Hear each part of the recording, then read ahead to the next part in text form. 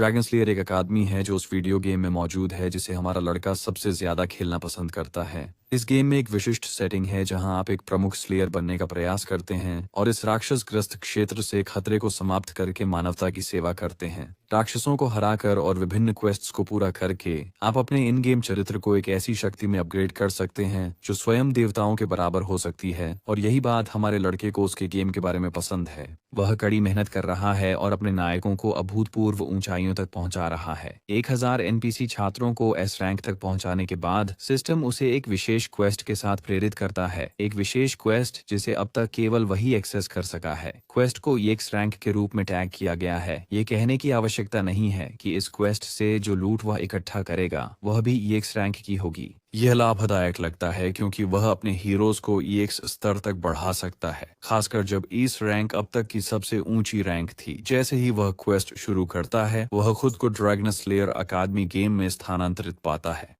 कई पुनर्जन्म की कहानियों के विपरीत यह व्यक्ति इस बात से न तो हैरान है और न ही भ्रमित कि वह इस डिजिटल दुनिया में कैसे आ गया। ऐसा लगता है जैसे कि आपके पसंदीदा खेलों में खींचा जाना हर मंगलवार को होने वाली बात है। फिर भी वह अपने आंकड़े देखता है और जैसा कि अपेक्षित था उसके आंकड़े वर्तमान में 0 पर हैं। कोई कौशल नहीं, कोई विशेषताएं नहीं, कोई उपकरण नहीं, सचमुच कुछ भी नहीं। फिर उसे एक और सिस्टम संदेश मिलता है। उसे खेल में पहली बार स्थानांतरण के लिए कुछ विशेष और अनन्य विशेषताएं दी गई हैं। इन विशेषताओं के बारे में ज्यादा जानकारी नहीं दी गई है कि ये वास्तव में क्या करती हैं, लेकिन उम्मीद है कि जल्द ही पता चलेगा।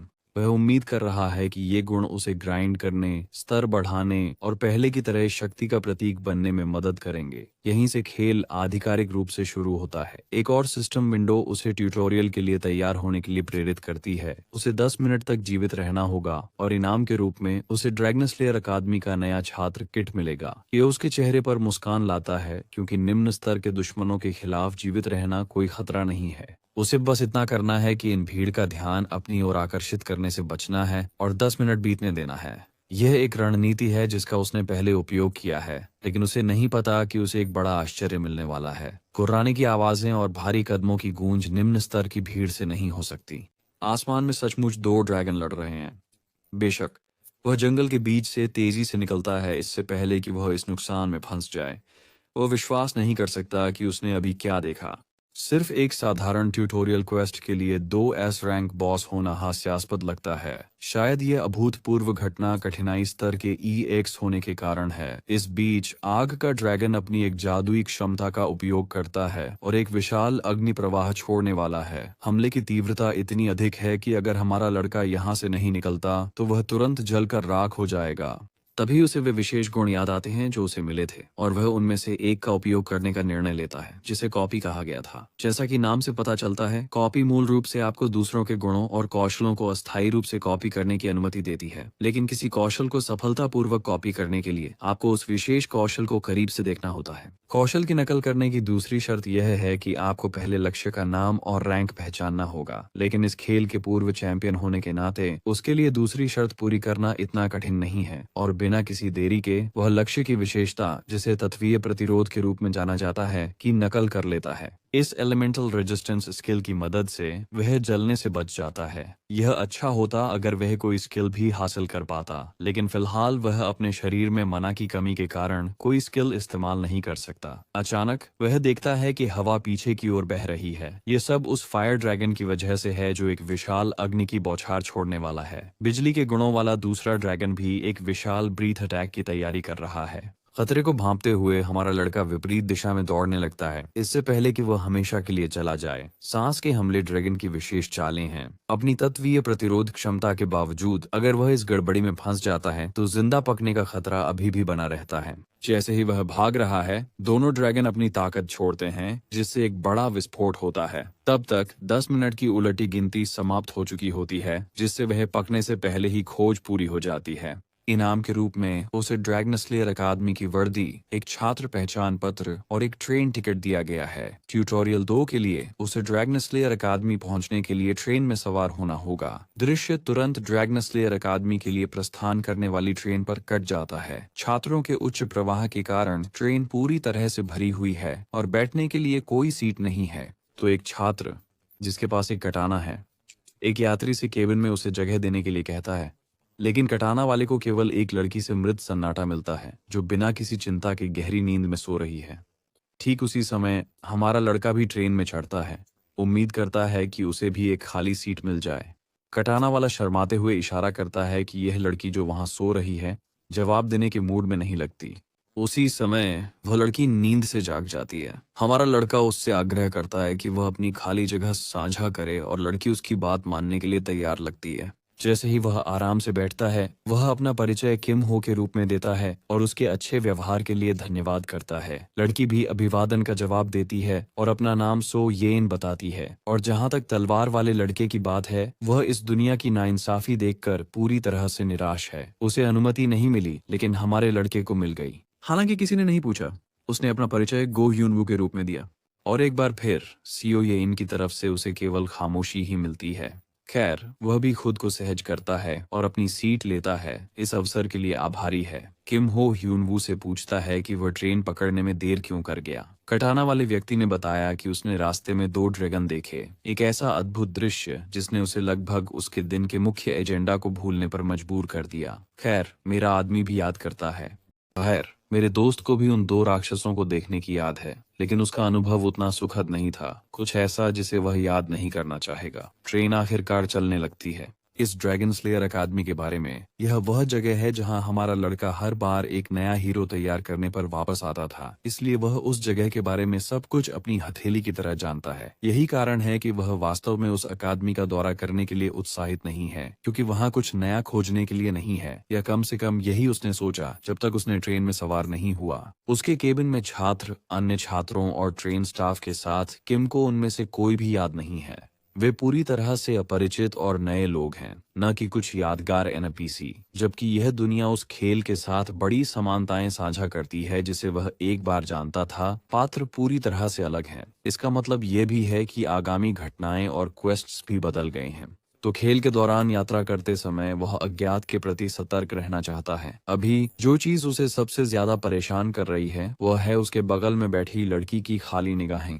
चेन के बारे में, उसके पास विशेष आंखें हैं जो किसी भी चीज को आंकड़ों और समझने योग्य डेटा में बदल सकती हैं, जिसका वह उपयोग कर सकती है। उदाहरण के लिए, वह इस कटाना वाले व्यक्ति के बारे में सभी आंकड़े या जो कुछ भी उसे जानना है देख सकती है। वह देख सकती है कि यह व्यक्ति बस एक साधारण व्यक्ति है जिसके औसत गुण हैं, लेकिन हमारे लड़के के लिए उसके आंकड़े समझ से बाहर हैं। चाहे वह उसे कितनी भी गहराई से देखे, वह उसकी ताकत के बारे में कुछ भी समझने में असफल रहती है, जिससे वह अलग दिखता है। यही कारण है कि वह उसे उलझन भरी नजरों से देख रही है। उसे याद आता है कि उसके मैनेजर ने उसे बताया था कि वह जिससे भी दिलचस्पी रखती है उसके साथ अच्छे से घुल मिल जाए, इस तरह वह उनके करीब जा सकती है। इसलिए उस सलाह को ध्यान में रखते हुए वह अपना सूटकेस निकालती है, जिसमें कुछ महत्वपूर्ण सामान और यात्रा के लिए लाए गए स्नैक्स होते हैं। अच्छा दिखने और करीब आने के प्रयास में वह उसे अपनी कुकीज में से एक ऑफर करती है।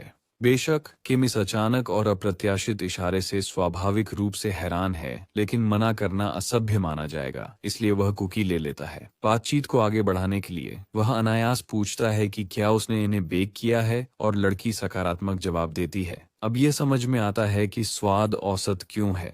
फिर किम का ध्यान ह्यूनवू की ओर जाता है और वह उसके बगल में रखी अजीब लंबी तलवार के बारे में पूछता है। कटाना वाला व्यक्ति गर्व से बताता है कि यह चीज उसके मार्शल संप्रदाय की एक पवित्र धरोहर है। इसे इस तरह लपेटा गया है क्योंकि वह अभी तक इसकी मुहर तोड़ने के योग्य नहीं हुआ है, इसलिए उसने इसे लपेटा हुआ छोड़ दिया है। जिस दिन वह इस कटाना के योग्य बन जाएगा, तब तक वह इसके स्थान पर लोहे की तलवार का उपयोग करेगा। जैसे ही वे बातचीत कर रहे हैं, एक सुनहरे बालों वाला लड़का अचानक अंदर आ जाता है। उसका उत्साही मूड और बड़ी मुस्कान केबिन के माहौल को पूरी तरह बदल देती है। वह भी बैठने की जगह ढूंढते हुए यहाँ आ गया। किम को शोरगुल करने वाले लोग खास पसंद नहीं हैं और ये लड़का कुछ संदिग्ध लगता है। वह पहले से ही जानता है कि यह आदमी यहाँ सीट की तलाश में नहीं है, इसलिए वह चाहता है कि वह अपनी सच्ची मंशा प्रकट करे। सूट वाला आदमी अपने झूठ उजागर होने के बाद थोड़ा असहज महसूस करता है। वह अपने कोट से एक बिजनेस कार्ड निकालता है और खुद को शिन ब्यूंगचुल के रूप में परिचित कराता है। वह अपने ग्राहकों को कामकाज की सेवाएं बेचता है, साथ ही अन्य कई सेवाएं जो एक सामान्य व्यक्ति को अपने दैनिक जीवन में चाहिए होती हैं। वह सही कीमत पर आपको कुछ भी ढूंढने का वादा करता है।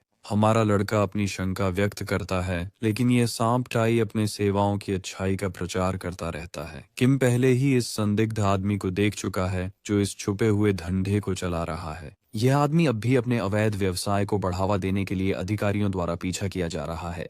अपनी पूरी प्रस्तुति के दौरान वह बार बार बाहर की ओर देखता रहा, जैसे कि वह गहरी मुसीबत में है और किसी के द्वारा पीछा किया जा रहा है। वह आदमी ऐसे आरोपों से इनकार करता है और भागने की कोशिश करता है, इससे पहले कि बहुत देर हो जाए। खैर, अब तो पहले ही बहुत देर हो चुकी है। अनुशासन समिति यहाँ आ गई है इस आदमी के खिलाफ आवश्यक कार्रवाई करने के लिए। वह आदमी जानता है कि वह फंस चुका है। इस अनुशासन समिति के बारे में, यह छात्रों द्वारा स्वयं गठित एक समूह है जो अकादमी की दीवारों के भीतर कानून और व्यवस्था को संभालता है। हाँ, वही अनुशासन समिति जिसके पास सरकार से भी अधिक शक्ति है। ये लोग अपनी सत्ता का प्रदर्शन करने और इस व्यवसाय से वह अवैध सामान सौंपने की मांग करने में कोई समय बर्बाद नहीं करते जो उसे यहाँ नहीं लाना चाहिए। बेचारा लड़का खुद का बचाव करने की कोशिश करता है, ये बताते हुए कि उसका अपराध कितना नगण्य है। फिर भी उसके साथ ऐसा व्यवहार किया जा रहा है जैसे वह कोई भयानक नरभक्षी सीरियल किलर हो। अनुशासन समिति की प्रमुख तुरंत उस बेचारे को पर्याप्त सहयोग न करने के लिए बिजली के झटके से दंडित करती है। वह बिजली प्रकार की जादूगरनी है जो किम को उसके बारे में बहुत खास और अनोखा लगता है। आखिरकार बिजली प्रकार के जादूगर आसानी से नहीं मिलते। संयोग से उसके पास एक कॉपी स्किल स्लॉट खाली है, जिसका मतलब है कि उसके पास उसका कौशल हासिल करने का सही मौका है जब उसके पास समय है।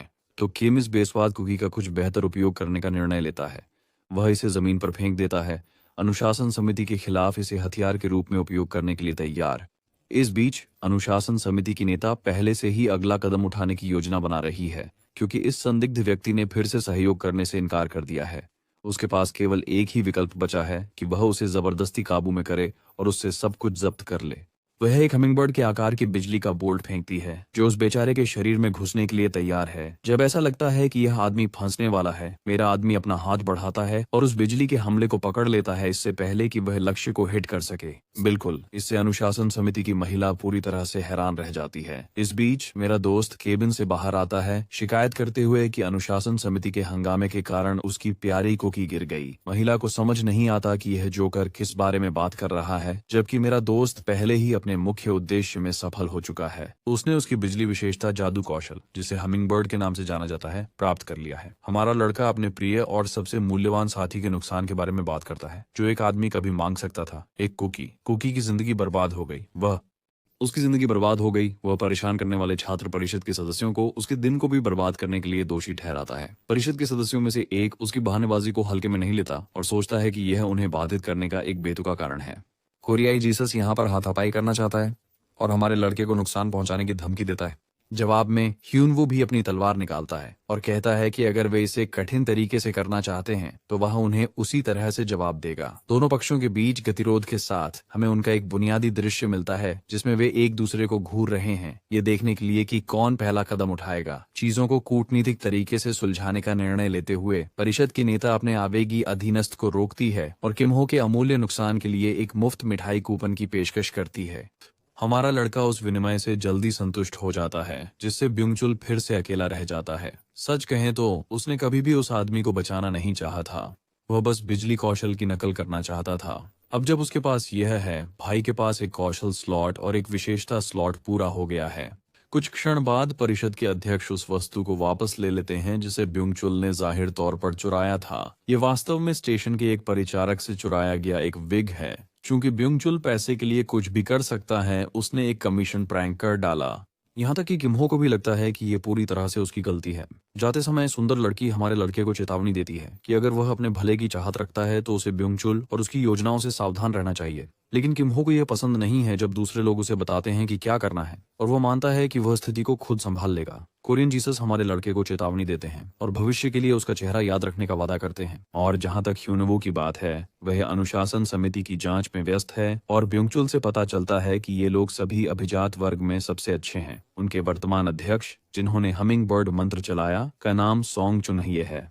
उसका नाम इतना पहचानने योग्य है कि ह्यूनवू को एहसास होता है कि वह प्रसिद्ध सोंग परिवार से है जो टोपाज टावर का शासन करता है। ये महिला अपनी सुंदरता और बेहतरीन पोशाक विकल्पों के अलावा किसी से उलझने वाली नहीं है। उसके दादा थंडर लॉर्ड सोंग जोंगयुन हैं और मैं आपको बताता हूँ, मैं उस आदमी को जानता भी नहीं हूँ और मुझे पहले से ही छूनहिये के भविष्य के बॉयफ्रेंड के लिए खेद हो रहा है।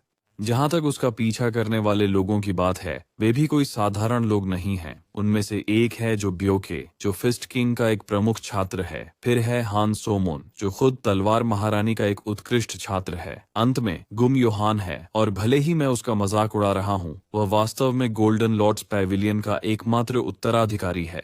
समिति के सदस्यों का परिचय कराने के बाद ब्योंगचुल सोचता है कि अब उसके जाने का समय हो गया है। उसके जाने के बाद ह्यूनवू जिज्ञासा पूर्वक हमारे लड़के की ओर मुड़ता है, उस पूरे कुकी बलिदान के मामले को संबोधित करते हुए जो उसने किया था। उसे यह अजीब लगता है कि किम्हो एक कुकी के लिए लड़ाई में खुद को जोखिम में डाल देगा। सच्चाई का खुलासा करते हुए किम्हो बताता है कि वह वास्तव में चुनहिये द्वारा उपयोग किए गए महाकाव्य बिजली जादू की जांच करने आया था। ये स्पष्टीकरण ह्यूनवू को आश्चर्यचकित करता है, क्योंकि उसने देखा था कि हमारा लड़का हमिंगबर्ड जादू को रोकने के लिए कदम बढ़ा रहा था, जिससे किम्हो उसके जादू के ज्ञान की जांच करता है।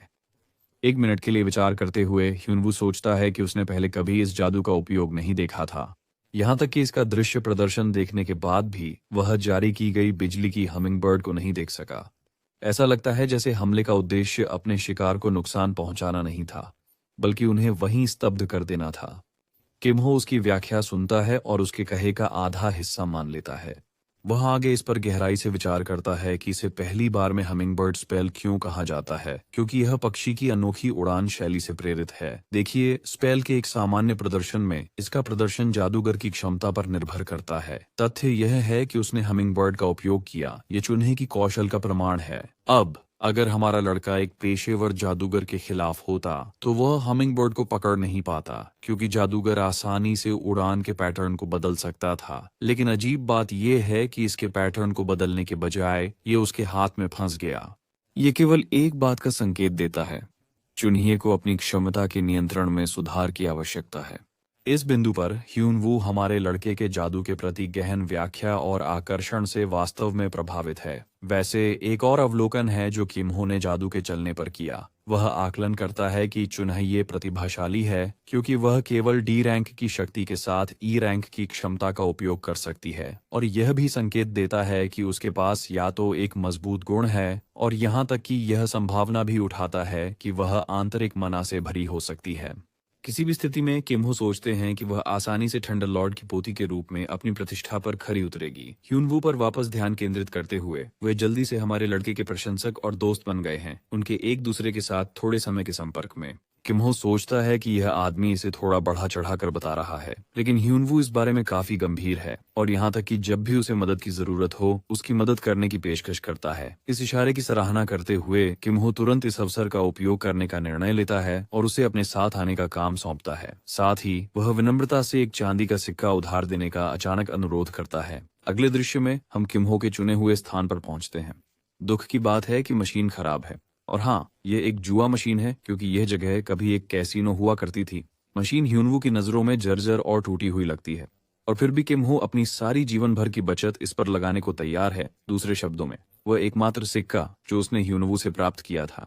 जैसे ही वह सिक्का डालता है, शुरू में कुछ नहीं होता, जिससे उन्हें यह सोचने पर मजबूर होना पड़ता है कि क्या यह वास्तव में खराब है।